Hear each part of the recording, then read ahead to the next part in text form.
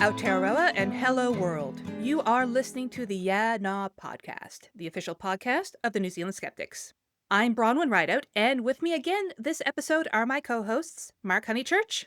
Hey. And Katrina Borthwick. Hello. We are bringing you a skeptical smorgasbord of topics this fortnight as we take apart the fizzled-out TikTok trend about demonic smart clocks, talking about global parenting practices, a review of Season 2 of John Campbell's Under His Command, and a little bit about climate change. To start off, I think our listeners may be interested in an update about Dr. Susie Wiles' fundraiser. We tend to record on Wednesday after the newsletter is published, and then we release the podcast on Sunday night. So if you're listening to us on Sunday evening, the fundraiser concludes at 11 p.m. on November 30th. So, there's still time to get your pledge in if you haven't done so already. And you'll be joining your fellow skeptics in supporting one of our own. And you can also be counted in to our committee's commitment to match member donations up to $2,000. So as of Wednesday, the 26th, when we're recording, in total, we've had about 19 members and committee members donate a total of $1,950 so far. So, yeah, I think Susie's going to get that whole $2,000 matching, I think. And we want to thank our members and our committee members who have pitched in for this campaign. Be worried. My total's 1,900 in my spreadsheet, and you independently added this up, and you've got 1,950. One of us is wrong. I'm assuming it's me. I'm going to go back through the emails and check it all. Yeah, we could split hairs. That's all right. And also, we just wanted to acknowledge previous past chair Craig Shearer additionally donated 10 photographs that had total value of $275 to Susie's campaign as one of the rewards that donors could receive for donating at a certain tier. So that's pretty awesome as well. And from what I can see on the Pledge Me site, all the photos have been taken. So great work, Craig. There are a few more days left to the campaign from the day that we're recording. And once all is said and done, we'll hopefully be able to update you with the final numbers and how much skeptics have helped out Susie. Now, amidst the various emails we have received from members confirming their donations, Mark, you have been contending with a lot of denial. Climate change denial, that is. So why don't you indulge us about some of those very interesting pieces of correspondence you've received over the past few weeks? Yeah, so this is where we want to start, is it? With the climate change denial or climate change skepticism, that's not polite, is it? That's just, I don't know what that is. What is it to call them climate change skeptics? I think it's just wrong. Yeah, so we've obviously been publishing since the beginning of this year articles from Patrick Medlicott, who's done a really good job. So in his retirement, I think he's in his 80s, he was concerned at the end of last year that we weren't focusing on climate change enough. When I challenged him by saying, feel free to write us some articles, he did step up and he started doing it, and it's been great. One of our members, Mike, took exception to the fact that we have these climate change articles and did email me recently. I don't think he'd read them because he asked me if the articles were pro-climate change being a real thing or if they were skeptical of climate change. So I think he hadn't bothered to read them or read them and didn't understand them. And he wanted to know what the skeptics' position was and talked a little bit about a friend he has who used to run the West Australian Skeptics, who helped him to become a climate change skeptic. So I responded, I looked up the West Australian Skeptics. It turns out they're not a thing anymore. They used to be a thing. There's now the Perth Skeptics, and the Perth Skeptics have on the front page of their website a block of text talking about their belief in the fact that climate change is real and it's man-made and it's a problem. So the Perth Skeptics seem to have no problems with the science of climate change, and there is a lot of science out there. But yeah, Mike said, I don't know what's happened to the West Australian Skeptics. He didn't even realize that they disappeared, and he said he'd email his friend, Dr. Haps, and see what's going on. The next thing I get is an email from Dr. Haps, who basically, was it an email? Was it an essay? It was long, and from what I can tell, he's collected a lot of different arguments as to why climate change either is not happening or it's not a problem, or something along those lines. And this email was kind of, it's the same things I've seen in at least one talk that he's given. He seems to give talks at like local University of the Third Age groups and things like this around his part of Western Australia. And so there were a bunch of graphs in there and a bunch of text, but I emailed the Australian Skeptics, or I messaged the Australian Skeptics to ask if they knew anything about Dr. John Haps. And I did get a response back to a link to one of these talks. In my newsletter article a couple of weeks ago, rather than looking at the wall of text that I had, I just honestly found it easier to watch a YouTube video. I think I'm joining the youth of today here, where videos are easier than reading essays. So I watched the video and I started looking at some of the information that he was giving. And immediately, like 2 minutes in, some of it was suspicious and I had to go and look it up. I realized after a while, it's like, well, this is actually going to make for a good article of my own, just looking at some of these claims. And yeah, I was kind of disappointed. Like, I don't want to be rude to Dr. Haps, but felt like if he's a skeptic and he seems to be an intelligent guy, I think he must realize that some of the arguments he's used weren't genuine. Like, a lot of it's like he was talking about climate alarmism, and he had a bunch of quotes from people who were acting like climate change was going to kill us all within a few years, or, you know, we only have like 10 years to act, or we only have 40 days, or we only have hours. And it's like he was treating them as if literally they thought this was how long it was before climate change was going to kill us all. And you look up the quotes, and of course, you know, none of them are literal. They're all about upcoming conferences and conversations and meetings between world leaders. Like, you know, we've only got hours to do it was in the context of a meeting where it was a few hours of meetings with world leaders talking about what the CO2 levels they'd be aiming for are. And the 30 days one or whatever it was a similar kind of thing. It's like there were 30 days of meetings over the next year, during which time they were going to try and figure out how to tackle climate change. So they weren't literal, and he was taking them literally. And I thought that was a little bit cheeky. And then beyond that, going through the video, there was just more and more of this kind of stuff. Something about how termites make 10 times more CO2 than man in an entire year. And as soon as I look up that stat, I see where it's coming from. You know, there's like an infographic or a little meme online that says this. When you look up the actual facts, it turns out it's the other way round, that we basically make more CO2 than termites, maybe by an order of magnitude. But on top of that, the CO2 that termites make is part of the carbon cycle. So this CO2 that termites make has been part of a give and take, a flow in both directions that's been going on for thousands, millions of years, and it's in a balance. But a lot of the CO2 that we're making, we're burning fossil fuels, and this is not a balance. It's not something that's been going on for millennia, that is a cycle where the CO2 and the oxygen and carbon flow in both directions. It's a one-way flow, and it's just adding carbon dioxide, whereas the termites' carbon dioxide will then get recaptured and back and forth. So, you know, it's chalk and cheese. Even trying to compare them, even if termites were making 10 times as much CO2, it's not the same thing.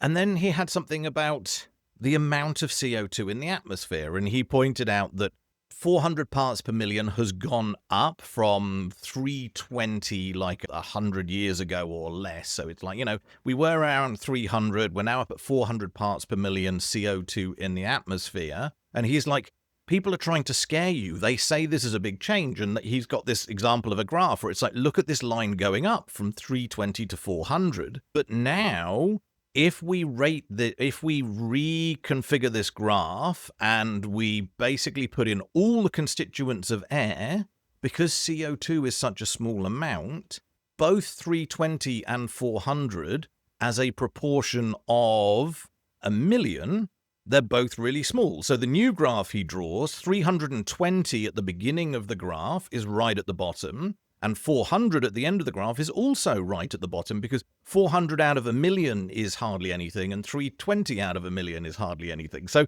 he's basically just changed the scale on the graph to the whole of air and goes, well, how can it be a problem? You know, you look at this line and it's practically a flat line at the bottom of the graph.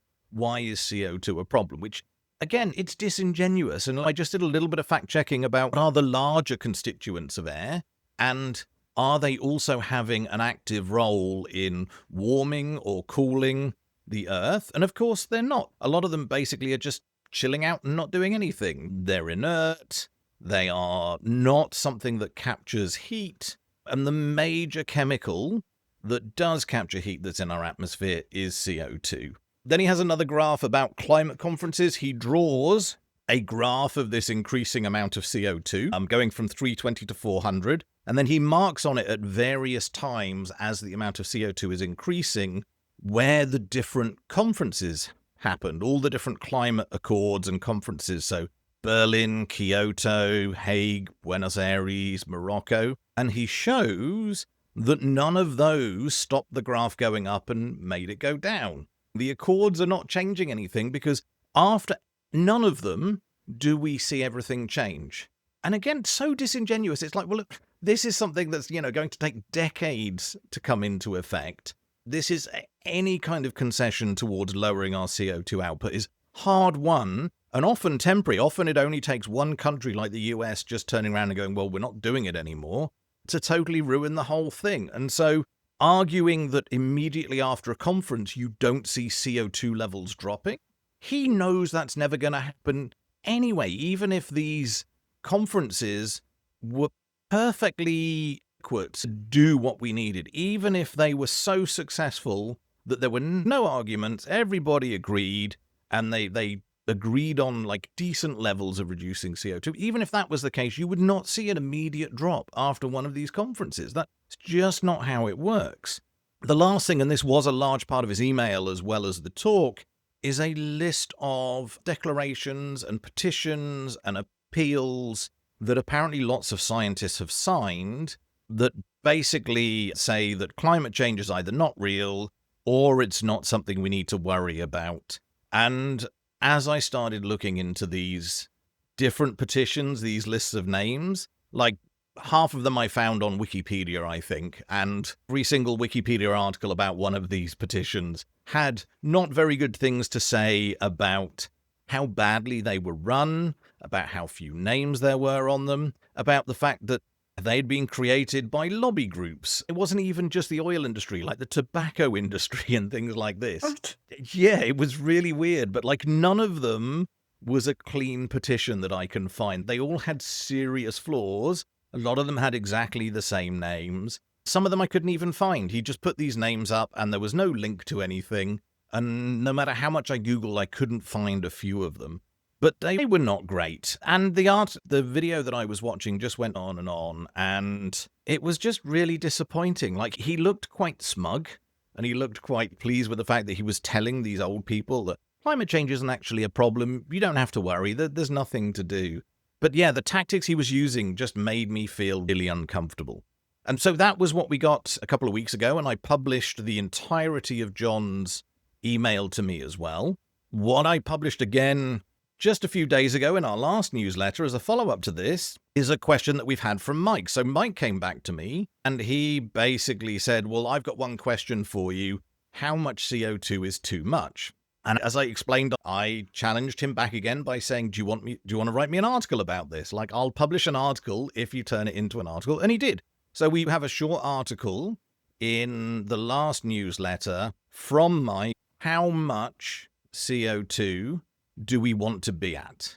He explains that from what he's looked at, plants need a lot of CO2, that they grow like all the way up to 1,000 parts per million or more. They grow better. And some farmers, they put up the poly tubes over the top of the plants and they pump CO2 in order to aid growth. And he says that, back in history, millions of years ago, there was a lot more CO2 and megafauna existed and everything grew a lot bigger. And he's like, well, what's the problem? Why are we even worrying if CO2 is going to go up to 1,000, 1,500 parts per million? This is all going to be beneficial because of plants growing. Now, I've challenged our readers to put together a response to this. If nobody does, I'll put one together. But do you guys have any immediate thoughts on this? Yeah, plants aren't people, and so they need different amounts of carbon dioxide. So I guess the issue is my extensive Google search of one question came up with, well, people are sort of okay up to about 1,000 parts per million, and then we start to get headaches and fatigue and all of those kind of things. But plants kind of like it at 1,000 parts per million, up to about 1,500 parts per million. You've actually got an issue here, plants versus humans, I think, and what do you want to do? But you get to the point where you want to create megafauna and megaflora and all that kind of stuff. You're actually creating an environment that's quite hostile to humans. So I think, having a hothouse and pumping CO2 into it, that still makes sense. But putting a human in there with the plants, not so much. So they're probably going to get a headache. It makes Interesting listening to that thing about, it's only, 300, 400 parts per, million, and you could do a graph and go all the way up, so it could be 1,000,000 parts per million carbon dioxide, but we're only at 300. But the reality is if we're at 1,000 parts per million, we're actually in trouble with headaches and health conditions, even at that level. So, your graph should not go arguably to 1,000, but certainly not to the point where it's going to cause, death. It's very human-centric, this point of view, because think about the Chernobyl fungus. Like, it's that fungus that is surviving in the middle of this radioactive plant that people cannot survive in. I guess this is human-centric, right? The reason, or one of the reasons that we're trying to reduce CO2 is because of humans. I mean, we are trying to look after ourselves here. But another immediate one I've thought is like, sea level rise is something that's talked about a lot. Now, maybe if we had hindsight, we would have done differently and not built a whole bunch of cities and towns near sea level at the coast. But, a lot of historical reasons we did it. We'd probably still do it today, to be honest, because this problem isn't here right now. And even if we can survive at like 600 parts per million, like if 8 million people, 20 million people lose their houses and have to buy new ones, that's a ridiculous outlay. That's a lot of money that's got to be spent rehousing people. A lot of people's lives are in misery, basically, when these things change enough. So I think a long way before 1,000 parts per million, there will be enough changes to how the world is. There's going to be so much displacement of people that it's going to cause massive problems. It would very quickly change the entire world for humans and for a lot of animal species as well. And so plants it doesn't seem to be the only metric. If plants could grow bigger and better, that would be nice. But that's far from the only measurement that we should be focused on. If you look at things like that Life on Earth documentary or whatever, and it goes through the history of the Earth, and things get a little too hot at times and everything gets covered in lava and that kind of stuff. So you can get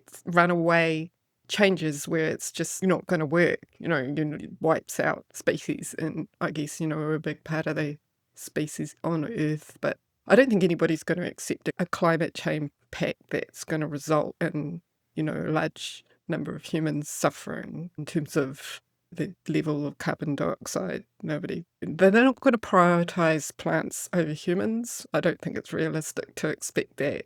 And unless that is the meaning of life, unless God put all of us here on Earth just to look after the plants, and maybe getting the level of CO2 up is our divine calling, something we just need to do as Earth gardeners. There's a few interesting, I kind of got sidetracked in my Google onto movies where plants took over the Earth, like Invasion of the Body Snatchers and, Day of the Little Triffids. Shop of Horrors and, and I'm like, I've gone way off track here. It's a distraction, I think. So I think really what we're looking for is for a climate expert, as in someone with a high-level postgraduate degree, to come onto the podcast and school everybody about climate change. Or a layman who can see problems with the idea that we should keep cranking up the CO2, just writing me an article and emailing it to me. That I'd be happy with that. As long as they're brave enough to have us comment on it on air. Absolutely. Alrighty. Well, moving on from the realm of earth science, I think it's time to talk about demonic smart clocks.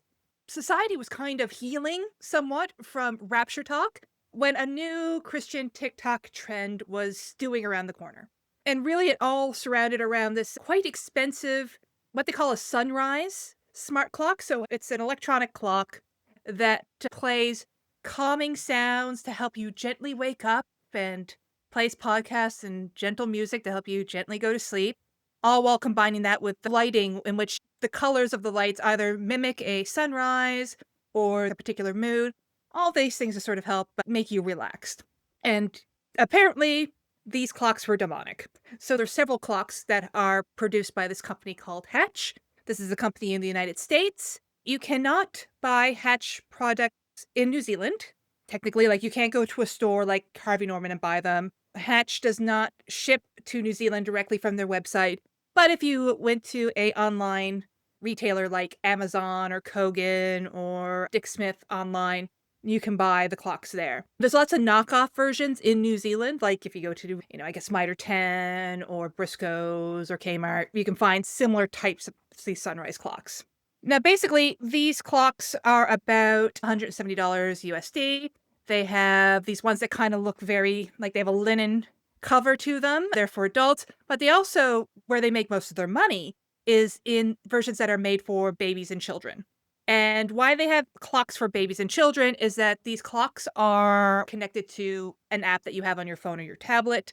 And the children's clocks, you can only access content like podcasts or stories or music that's appropriate for children or babies. You cannot access adult materials through those apps, whereas with the adult clock, you can access more adult content.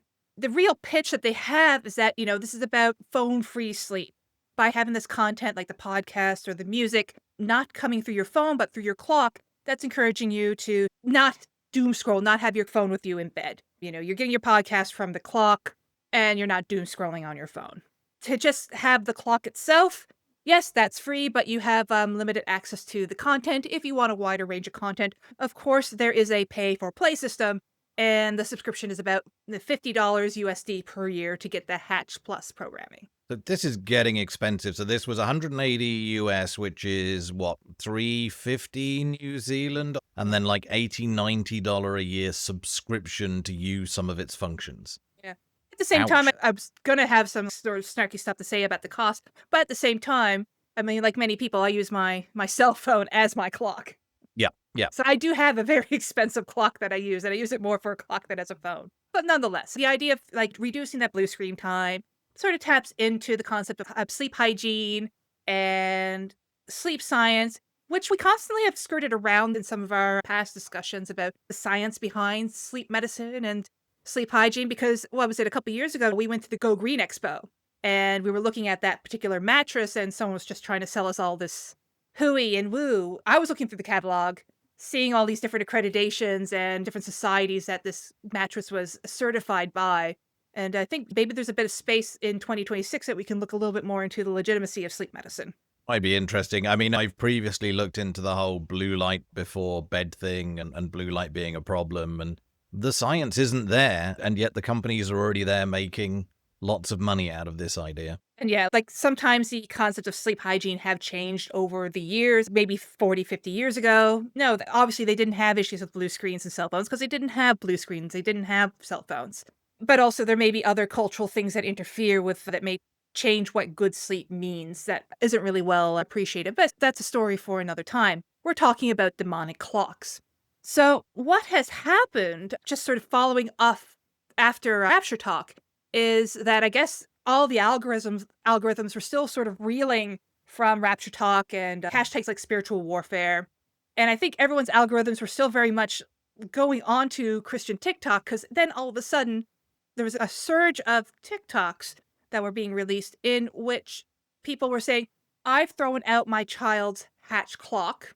And these are very dramatic TikTok shorts where people are throwing these $300 NZD clocks into the garbage as they were hearing like really weird sounds in the middle of the night. They just said it sounded like murmuring, didn't understand what language was being said. And some of these people were saying, well, maybe it could be pareidolia, maybe it could be radio interference, but really it's demonic. Of I had to course, the rebuke go-to it. answer, yeah. This happened with those backward tapes. Sorry for the younger listeners, but you played tapes backwards and people were saying they could hear demonic sounds because if you play any static, someone's going to hear something eventually. But it sounds a lot like the modern version of that. But I think what was also sort of heightening the tempo of this discussion is that Hatch had a really funny, silly ad campaign because it was Halloween. And again, a holiday that New Zealand doesn't celebrate. So obviously this story would have never reached New Zealand ears necessarily, unless you're chronically online like myself. They had, these two big ads. One was a faux horror film just pulling out all these horror tropes, but basing it around not getting sleep because you are doom scrolling all the time. The second ad was a campaign called Fallelujah. So, a portmanteau of hallelujah and fall. One of them was advertising, sort of using the backing music from Twilight movie series and just being a bit goofy, saying, it's the season. What was the ad saying? It's here, the season where we dabble in the dark arts, set the right light vibes, and dress like a small Victorian child for bed, and regulate our circadian rhythm with restorative phone-free sleep. And the person was dealing with tarot cards, there's crystals on her counter. So these two ads kind of really riled up a couple of people, saying, hey, Hallelujah, that is a mockery of Hallelujah.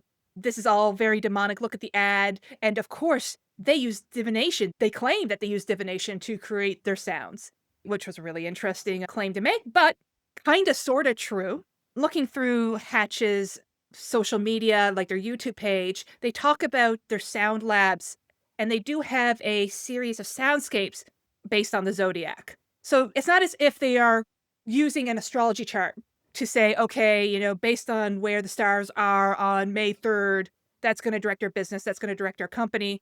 They just kind of used vibes based on the zodiac. So they've kind of gone for the personality type and then made that into a piece of music that might fit that personality type. Burnham statements in audio form. Nice. But these are individuals very, very Christian who are like, divination is demonic and therefore their products are demonic. And oh wait, now we're having this little bit of weird audio interference that's therefore demonic. Got to throw out these devices. And it's interesting. I guess everyone was just so cynical after Rapture Talk that often in the comments of these videos, people are talking about, religious psychosis, which was a term that was easily tossed around throughout the Rapture Talk period. And it kind of reemerged now. And of course, people were just, again, trying to reassure them that it's just pareidolia or audio interference.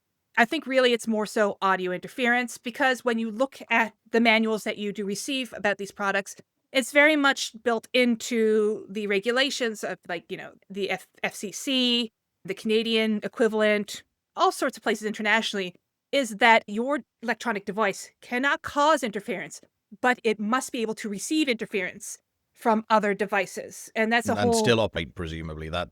Yeah, well, it's a whole public safety issue because you do not want your device to interfere with, say, the safety communication devices of the police, or the firefighters, or airplanes.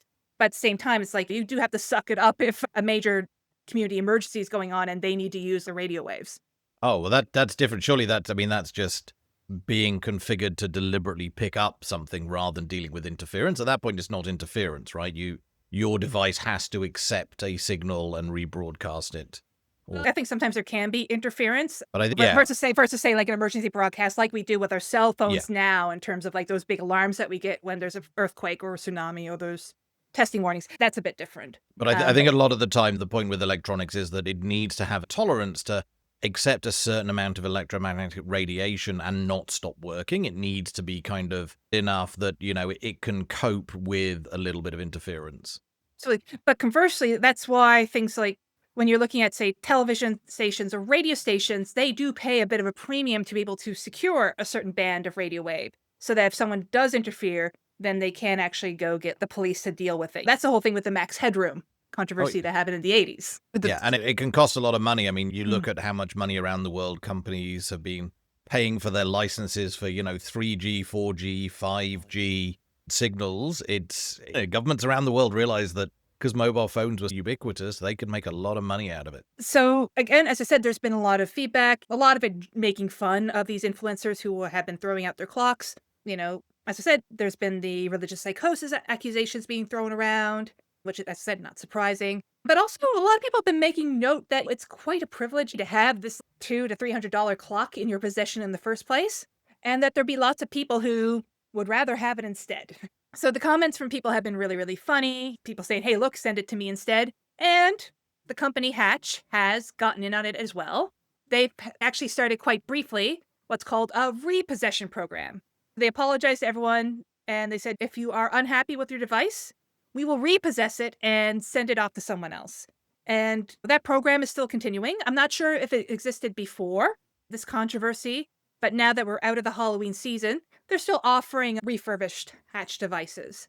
According to an article by Wired, They only had maybe 10 people return their devices as of late October, but they also had like about 10,000 people who wanted one, which I think is kind of funny. Yes, the asymmetry there. I guess there's a lot of noise on TikTok about them being thrown away, but it's only a few people making all this noise, right? Yeah. It seemed like people were making more of a noise criticizing it than when you actually start looking at who is actually making the noise.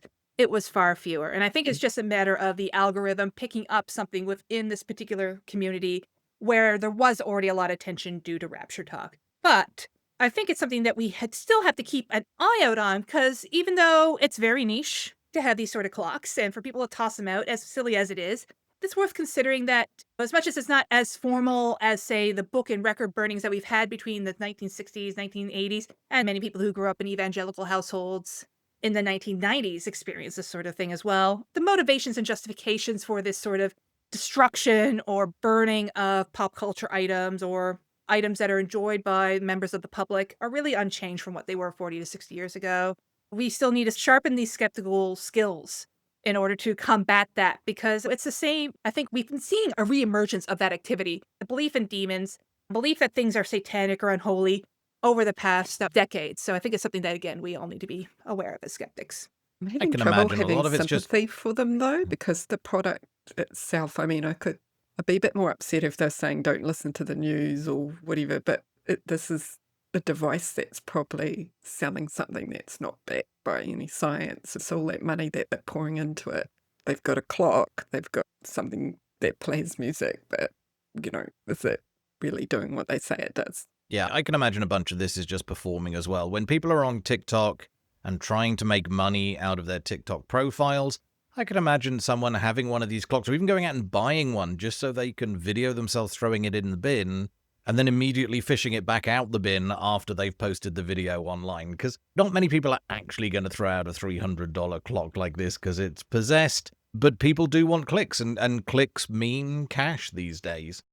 I bet the author of the book that Katrina reviewed for this week's newsletter would really take a bit of a dim view to having smart clocks, demonic or not. The book was Hunt, Gather, Parent, What Ancient Cultures Can Teach Us About Raising Children by Michaeline Duclef. And it's been described by some media outlets as a reaction to the gentle parenting trend that has become quite popular in recent years.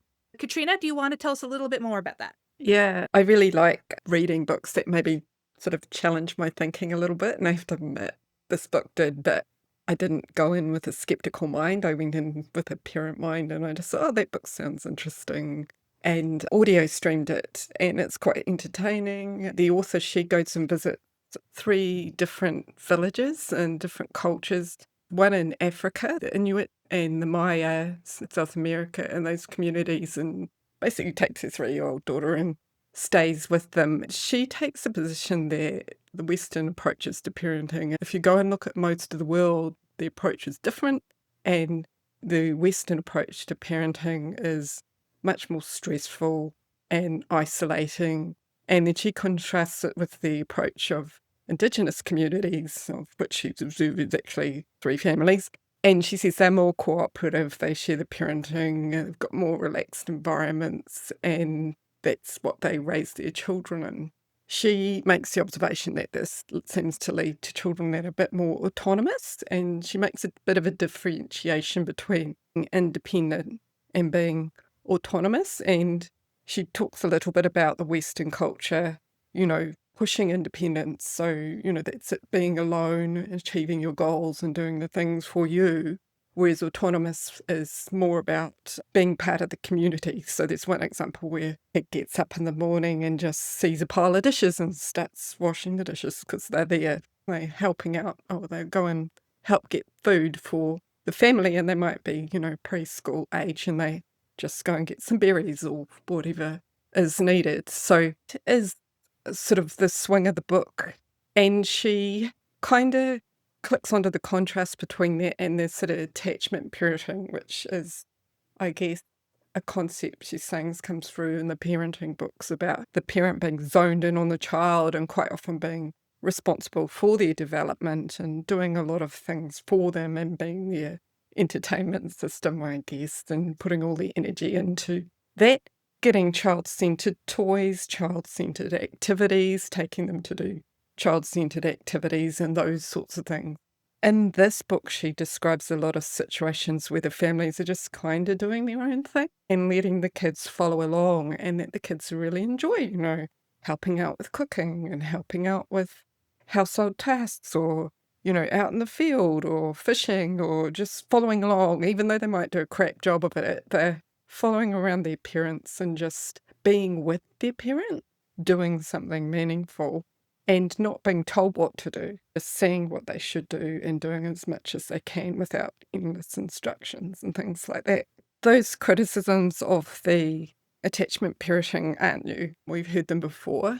And some of them are sort of summarised going back to I found a really good summary in 2018, sort of looking at this and breaking it all down, so that this isn't groundbreaking, I guess, criticism. So the author is Maclean Ducliffe. So she is, in fact, a science journalist. So she's got a PhD. It's in chemistry. So she is not trained in child development or anthropology, which is a research methodology that you probably use to get into communities and you're trying to study them. But she does have experience being a journalist, and so looking at science literature, reading it and trying to explain it to the public. So I guess I'm just pointing out here, there's the first red flag is she's not qualified in the area that she's written her book about, but she's quite good at communicating things and interpreting science and that sort of stuff.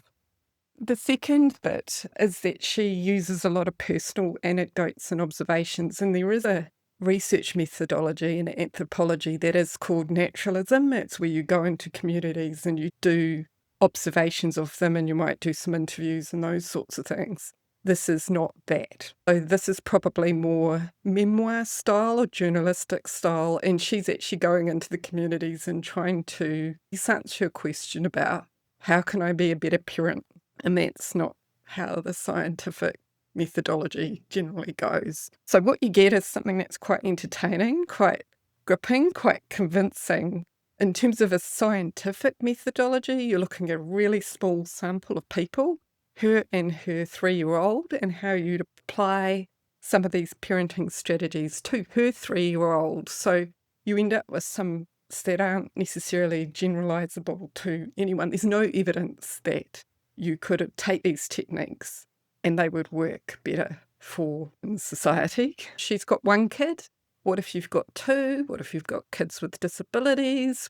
The whole schmoodle. She's got 1 girl. What if you have some boys? So how do you take the results of observations and then apply it to your own family? Not only that, you've got a completely different context. So you're in a situation where people are probably living relatively modest lifestyles. So they are modern, don't get me wrong. They have smartphones and things like that. But they aren't terribly well off. So, I'm sitting there side-eyeing this giant mountain of toys that my children have accumulated. They're not dealing with that. So one of her suggestions is to throw out all the toys. My youngest daughter has them all catalogued. So when I hide one every now and then, thinking I might send it off to charity, she knows, and she will come asking for that after 6 months. I think that would cause a lifetime of trauma. I'm pretty sure when you're in your 80s, your children, grown adults by then, will be reminding you of that time you threw all their toys away and how they're still scarred to this day. I think you might be right. I have tried some of the suggestions, doing my own little bit of sciencing or zoology. I'm not quite sure, but again, anecdotal observations, so it's really not science. I've got 2 girls, aged 6 and 7. They do love working alongside me. So that kind of works really well with cooking, and that works really well with crafts, and that works okay with gardening. But I think what my girls get out of it is the time they're spending with me doing something meaningful, and we're just sort of handing things backwards and forwards, and there's not a lot of ordering around. Kind of had to get over myself a little bit with things like pizza making, because, you end up with a bunch of meat on one side of the pizza and half a ton of sauce on the other side. But at the end of the day, I just thought, stop giving instructions. They're the ones that have to eat it. If they don't like it, they'll make it different next time.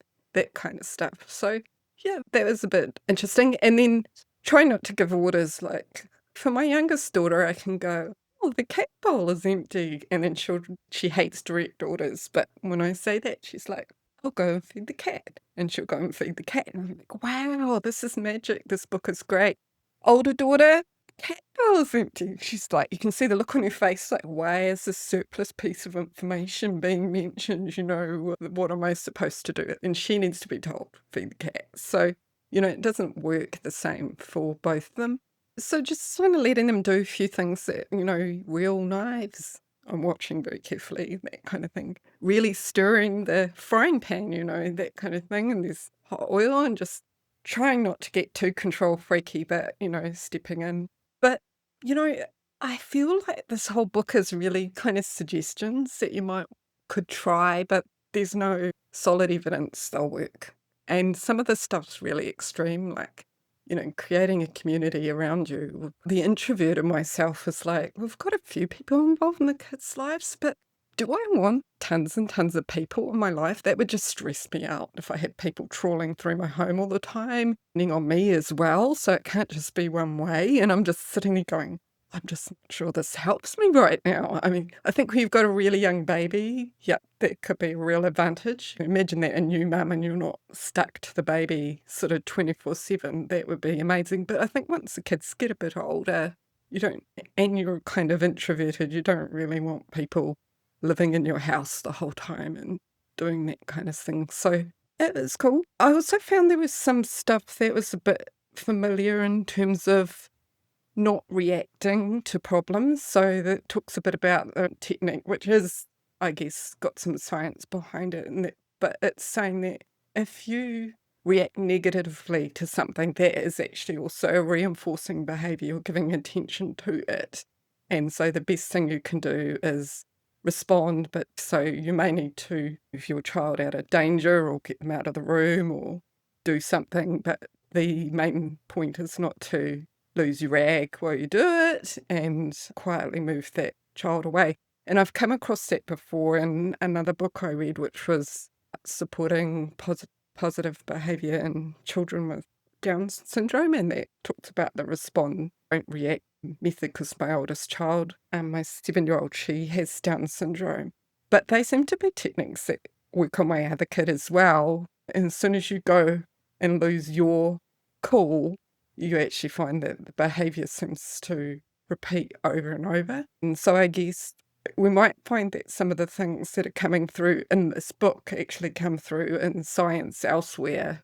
And I guess if you were going to go and hunt down the science, you're probably better to go and hunt down those sources if you wanted, I guess, scientific truth around where there's evidence and where there isn't.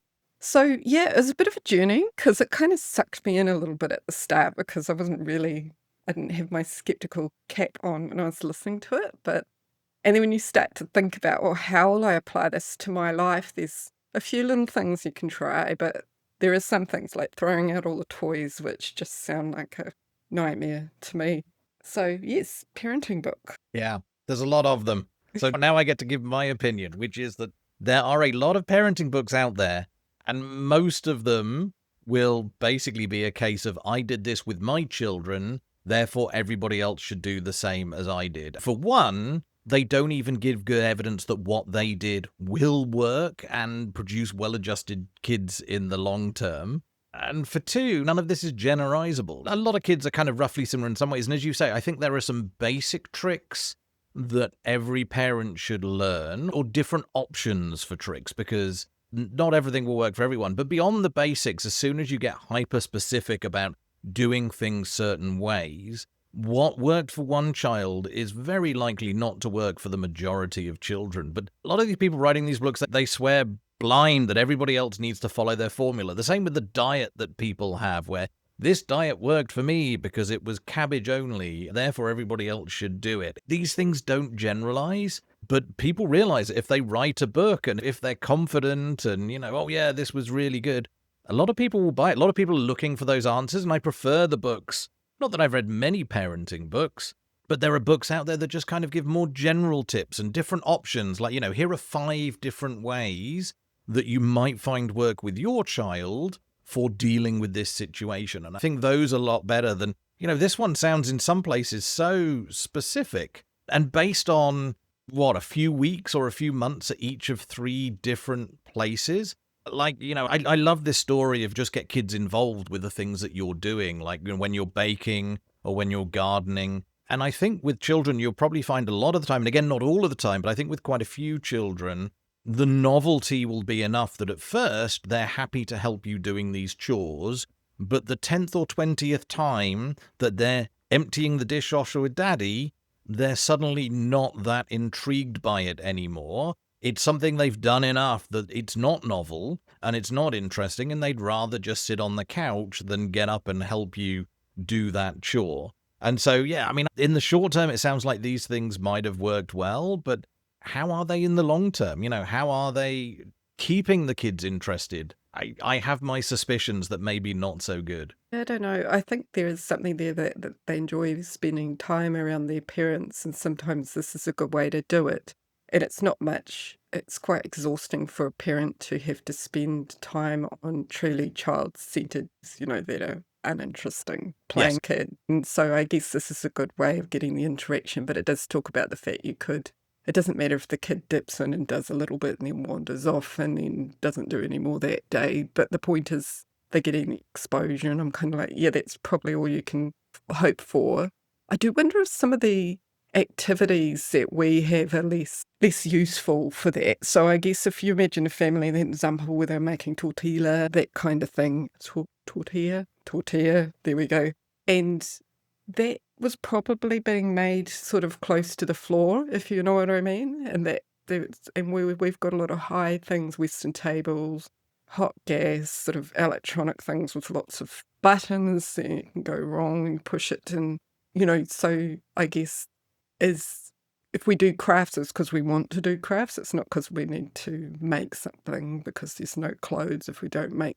So it feels like we probably got less things that we can do with our children. Feels need like to a write lot a of book it about is it. watching TV together, that kind of thing. It's not quite the same. It sounds like you have a book in you. You need to start writing a book of your experiences Oh my and tell goodness. everybody else that there is one way to parent and it's your way, and they need to give you $40 for your book. Yeah. I have to say I still enjoy the stories in the book. And Nice. there are some things in it that made me think about things. So I guess I would just say it's not a guide to parenting. There's some suggestions and some ideas and some stories you might find interesting. I remember reading the book about French parenting, which was done by an American who was raising their children in France, and kind of completely amazed at how independent and mature the children were, and particularly how mature their palates were and what the kids were eating.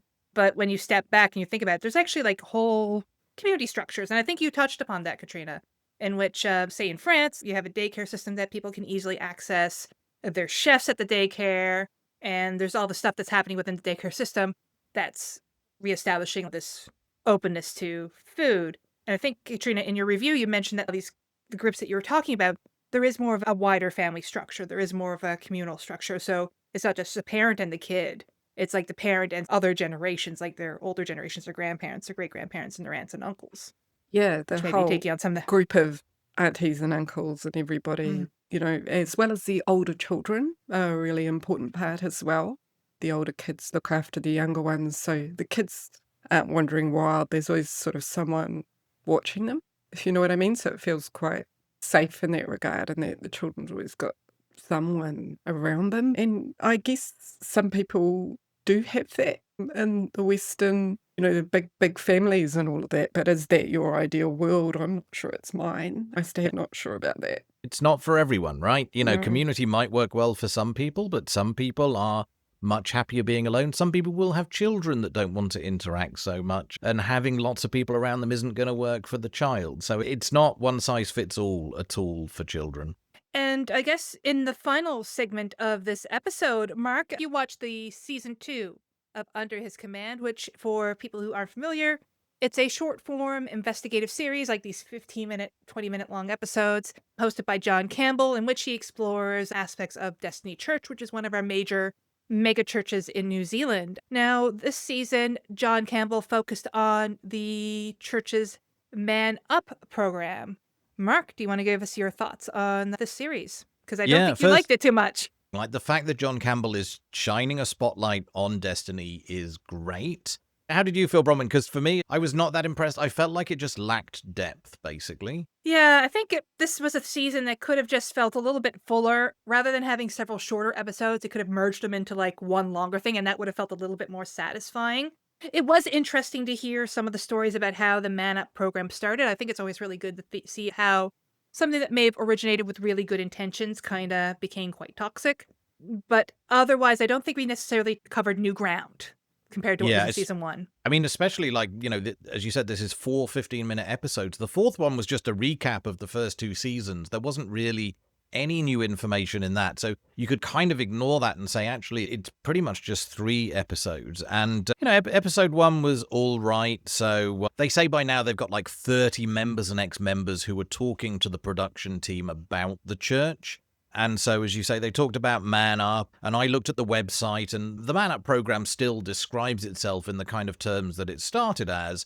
And I'm sure they still see themselves that way, that this program, it's like a men shared or other men support groups where they're there to help men and, help them deal with anger and other issues. But of course, as John Campbell points out, the way that it's been manipulated is that Brian Tamaki, the head of the church, is now using this group as like his own little private army. I mean, he has them marching down the street in protests, and he's used them for physical intimidation and threats of violence. He gets them to go out and paint over the rainbow crossings, rip up flags in the middle of the street, perform provocative hakas that are obviously supposed to look scary, and just lots of very kind of testosterone, angry, scary stuff, which is kind of, it's what Man Up's supposed to be helping men not to project so much and to learn how to control that. But now it's being used because of those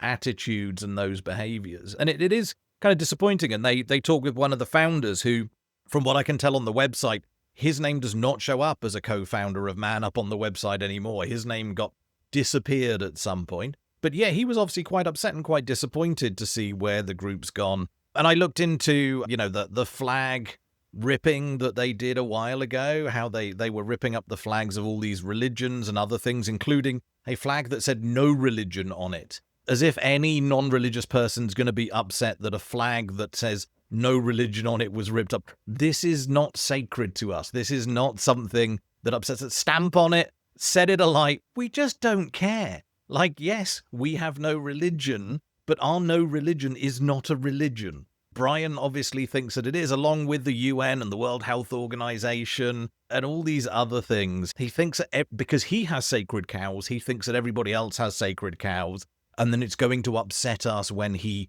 rips these things apart and stomps on them. It's just silly. So on top of which, I mentioned briefly that, did you guys see that earlier in the year, Brian Tamaki, I think with quite a few members of Man Up and the church in general, I think on their own dime, they flew to the UK for the Unite the Kingdom very racist tour organized by Tom and Robinson. It's bizarre. Yeah, it's weird and very, very strange. So yeah, from there, episode 2, talked to someone who just explained how the church seems to be fomenting hatred these days, and a lot of people are getting hurt by the church, and that it's really upsetting. This person also talked about how the anti-gay sentiment was interesting and unfortunate, but interesting because some of Brian's family members apparently are gay, and his words will obviously be quite upsetting to his own family members. There was a mention of brainwashing, and obviously brainwashing itself is not a real thing, but I got the sentiment, like I really got the understanding that, and I don't think this is only Brian's church, it's not just Destiny Church, but quite a few churches will take good people and they will convince them, but because it's how God wants it, that they should do bad things, that they should kick their gay child out of their home, that they should protest against equal rights, that, like, it seems like this codified set of rules from 2,000 years ago, in some people's head is enough of a justification that when they're told, oh, because of this set of rules, you need to be against this group of people, that they just go with it. And it's really unfortunate when you see people who they genuinely think in their heads they're doing good, that they're helping the world, but from a more objective external view, without believing in this God, it just looks like bad behavior. And so it was great to hear an ex-church member, mention that and talk about how they could see that this was a problem, that people were being turned bad by the church. The last episode, episode 3, focused on the 2 drag queens. I was surprised to see that one of them was a woman. Cisgendered, heterosexual, Indian woman, just likes getting into drag and singing along and reading stories and this kind of thing. The 2 that are suing, it's Sanita and Daniel. Daniel now, he's in the UK. He's had so much backlash from the church, death threats and so on, that he has basically moved to, I think, London. They were the center of attention when Destiny Church tried to get their drag queen story time shut down in New Zealand libraries. It just talked to them and talked to their lawyer as well. There was a really nice thing from the lawyer where he'd been going through some of the sermons and found a sermon where Brian at Destiny Church was talking about these drag queens. Brian described it as it's an underground satanic movement to deconstruct civil society, to deliberately eliminate the whole foundations of Christianity. And the lawyer's response was, good luck proving that, which I thought was a really nice skeptical response. Obviously, he's saying good luck legally proving this, but presumably he's going to try and enter this in as evidence in the court case. And the court case basically is about, I think, loss of earnings, defamation. These 2 drag queens have had real problems getting work. Their business model, their small companies that they'd set up, were all about going around the country and doing these story time events. After Brian Tamaki and his church started protesting them, pretty much every library just shut them down, just went, hey, look, it's too much heat. We don't want to risk it. We're really sorry, but we just can't have you come and do this event. So that was it. And then, as I said, episode 4 was it was a summary. It was, hey, what have we learned so far? I'd love to see more details. Like, there was a brief mention of the fact that the Destiny Trust, what looks like possibly the main kind of charity trust organization, it hasn't done an annual return for a couple of years, but its last annual return was just for a few $100,000. And the church will be bringing in a lot more than that. I mean, it has a lot of members at its main Auckland campus. They're told to tithe plus more. Like, tithing is an absolute minimum. But, the one Destiny service that I've been to in Wellington, the line was, tithing is your starting point, but you need to give the church as much as you can afford. And the reason you need to do this is because God will bless you 10 times as much. So it's the whole prosperity gospel, basically, give and you will receive more. But yeah, so every church member is being told you need to give over as much money as you can. So they'll be pulling in a few $100,000 a week, I'd imagine, in their services. This is a good money maker.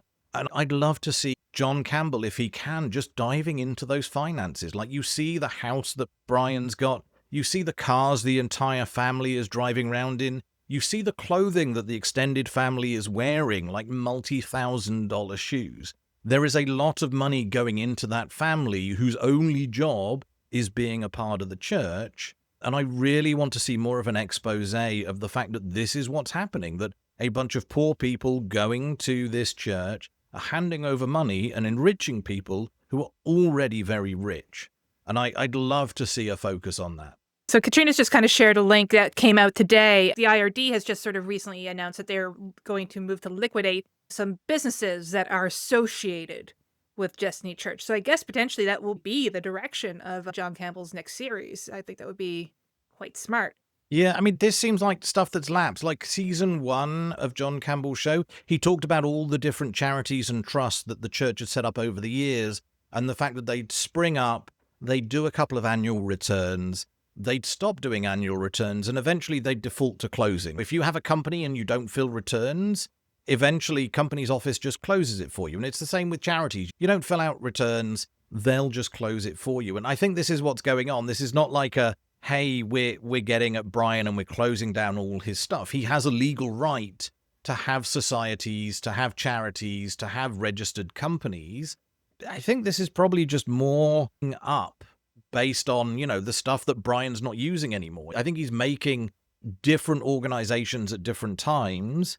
And I think this is just cleaning house, which is what charity services, which is what company's office does all the time for every company, every organization that they look after, is that they just they work through, hey, Who's not submitted in a few years? All right, we'll send them notices and we'll shut them down. And I think it's just part of this. So I don't think this is the government going after Destiny Church and trying to shut them down. It's just a part of the government doing its everyday activities, It unfortunately. looks like they have quite a lot of entities that they've created, and this one was essentially insolvent and was continued to exist. So they're looking it on the head. There's a couple of entities that they had set up, but not necessarily ones. But there's certainly, some strong views whether people should go after them or look at their charitable status and all that kind of stuff. So it's quite good to have that out there, I think, because that is the right question. It's perfectly legal, right? Advancement of religion is a valid reason to be able to open a charity. And if you're doing nothing charitable other than pushing your own religion on people, that's considered charitable. And as far as the law is concerned, you can be a registered charity and you can get tax-free status just for doing that. That's not going to go away. I mean, the bits of Brian's empire that we're seeing closing are the bits that he can't be bothered filling in the paperwork for anymore. The bits that he's not using anymore but hasn't bothered to tell the company's office, hey, I'm finished with this, can you shut it down? He just leaves it hanging until they come to him and say, right, we're shutting this down. And yeah, I mean, I don't think they can go after them. Like, the only thing that really can happen is that clause is removed or amended in some way. But, I think most skeptics would probably agree that removed is the right thing. That furthering your religion, promoting your religion to other people, it's not charitable. Like helping the homeless, educating people, all this kind of stuff, that's charitable, but pushing your religion is not charitable. That's not charity, and it just should not be in there as a clause. And the sooner we can get rid of it, as far as I'm concerned, the better. But while it's there, Brian's welcome to open as many charities as he likes. He can keep doing it, and he's not breaking the law.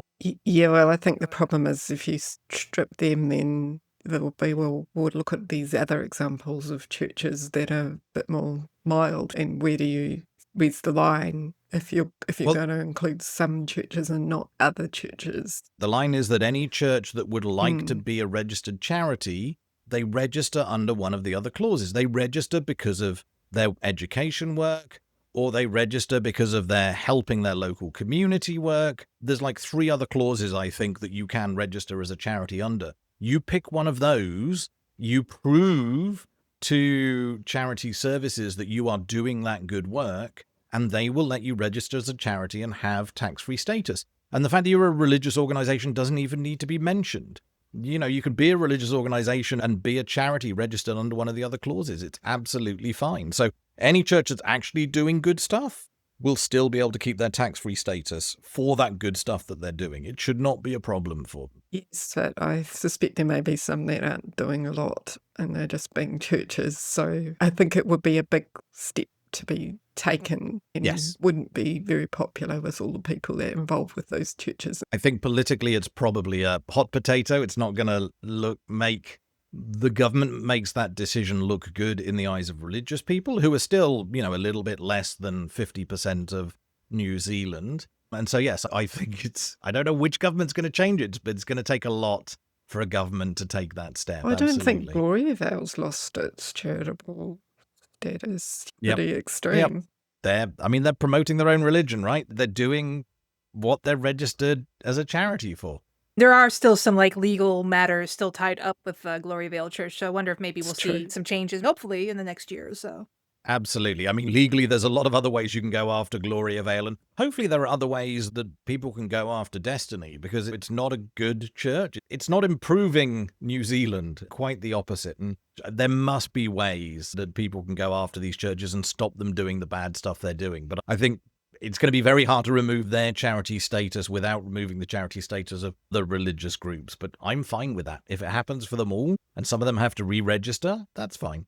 I can see one of the professors is saying declare lawfare, and that's like the second time in 2 days I've seen the word lawfare, Lawfare. as in war. And the first time I saw it was in relation to a particular president of a rather large country, and the way he was treating people that opposed him. I saw that yesterday, and today I saw lawfare. So I think we're going to start seeing this word crop up a bit, I think. Yeah, so at the Humanist meeting last month, we had Dr. Juliet Chevalier-Watts come and talk to us about her idea. She's an atheist, but she believes that religious charities are doing good and we shouldn't remove their ability to register as charities based on the promotion of religion clause. And it was, let's say it was an impassioned hour and a half's talk and conversation.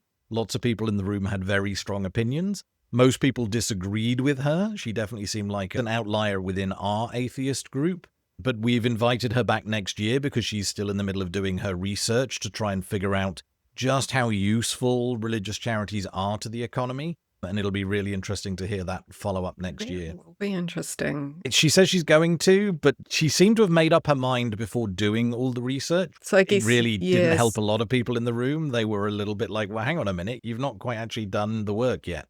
Really, the scientific approach would be, even if it doesn't support what you were hoping, you would still present their research and go, oh, what a surprise. Okay, this has changed my mind, and this is what the research is showing.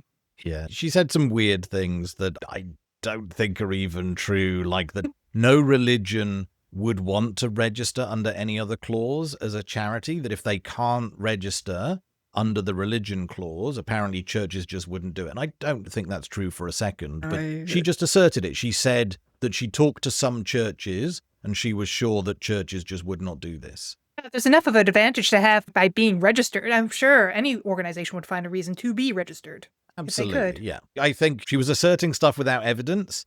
Thankfully, at least part of her job is to go and get that evidence, and it'll be interesting to see what she finds as she does that. Well, it's now time for Membership Corner. The next New Zealand Skeptics in Cyberspace will be on December 5th, starting at 6 p.m. You can get the link from either our meetup page or the Facebook page once we're closer to the day. We're still trying to figure out how we can get teams working. So keep an eye out for that updated link once we get our charity status with Microsoft. If we get our charity status with Microsoft. Yeah. Now, for in-person events, Wellington Skeptics in the Pub will be on Friday, December 12th at 6 p.m. It's scheduled for Chapman Taylor's Cafe and Inn on 113 Mulwer Street, and that will be our last in-person meeting for the year. We are not going to have a meeting on Boxing Day. So again, keep on watching the meetup page for the first date that we'll be having Wellington Skeptics in January. Auckland Skeptics in the Pub will be having their December meeting on December 2nd, which is a Tuesday, starting at 6:30 p.m. at the Dyson Fork. Always with our save the date for the 2026 conference, that will be held in Christchurch between July 31st to August 2nd, 2026. We hope to have a website up sometime in early December so that you can buy your early bird tickets as a Christmas gift either for yourself or a loved one who is a fan of the Skeptic's Guide to the Universe. The SGU, the Novellas, the Rogues, they're going to be our special guests for our 40th anniversary conference. Now, for our paid-up members, our AGM is going to be held on December 7th at 7:30 p.m. on Zoom. Members who have paid in full will have received a link by now, as well as a notification email, but we will be sending out a reminder next week with our Treasurer's Report so that you can have a review of that before the AGM. As we do with our AGMs, we seek nominations for our annual awards, which include Skeptic of the Year, the Media Bravos, and the Bent Spoon. The Skeptic of the Year is given to somebody in New Zealand who has been working at the coalface fighting against the rising tide of pseudoscience and bad beliefs prevalent in our society. The award comes with a year's free membership to the New Zealand Skeptics and a $250 cash prize. Both Anka Richter and David Ferrier have won this award in recent years, so do not renominate them for this year. With the Media Bravos, each year the New Zealand Skeptics recognize a number of media professionals and those with a high public profile who provided food for thought, critical analysis, and important information on topics of relevance to our skeptical interests. If you recall any articles, maybe even YouTube videos or investigative series produced by New Zealanders or in New Zealand, please reach out to us via our committee email with a link to the work in question so we can review. And finally, the Bent Spoon. How can we best describe the Bent Spoon there, Mark? Well, our website says it's given to the New Zealand organisation which has shown the most egregious gullibility or lack of critical thinking in public coverage of, or commentary on a science-related issue. Basically, the organizational person that's just done the most harm spreading nonsense in New Zealand. So, we've had a whole variety of different winners in the past, and sometimes it's only small things, but it's small things that make the media and probably muddy the waters. I think possum peppering and water divining, and some more serious things as well, like a lot of alternative medicine and things like that.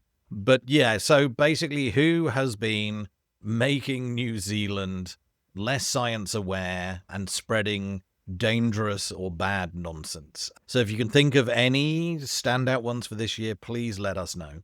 Last year we did award it to King Charles. So Who is our king? He's the king of New Zealand. I mean, he might not live here, but I think it's a bit of a stretch, right? But I think that's fair. So we really do want to sort of keep it national, keep it to New Zealand this year. So email us at committee@skeptics.nz if you have anybody that you want to put forward. And also, it is a tradition at our AGM to propose something of a humorous final motion. Last year, our final motion was that we hoped that after Mark Honeychurch's upcoming colonic, he did not suffer from a final motion. I guess it did come true. But, they do I am vacillate. still here. You are still here. But, they do kind of vacillate quite wildly because the year before that, our former committee member, Lisa Ryan, proposed that there might be a hippopotamus in the room in which we had the AGM. So again, if you have an idea for a final motion to propose, just email us again at committee@skeptics.nz, and we'll choose the best one for the end of the meeting. So that's quite a bit for Membership Corner for this fortnight. If you have any comments, questions, queries, or kudos, please email us at news@skeptics.nz or podcast@skeptics.nz. Mark's moratorium on complaints and concerns is still ongoing. No. I'm over it now. Oh, you are? Okay. Maybe just talking this evening about the climate change stuff has helped me to process, but yeah, bring it on. Just, if I'm doing something wrong, let me know. You Okay, can complain about Mark now. Leave me alone. Oh, it's just me. I see. So it's all got to be yeah. targeted at me. That's what you guys It's a are saying. narrow window. I just simply don't respond to emails, so Yeah. that's my tactic. I don't engage. Well, that's the grey rock thing, isn't it? It's how you deal with the narcissist in your life. You act like a boring grey rock and they just leave you alone. I'm very boring. So that's it for the Yana podcast. Thank you for listening, and ka kite. Ka kite. Bye.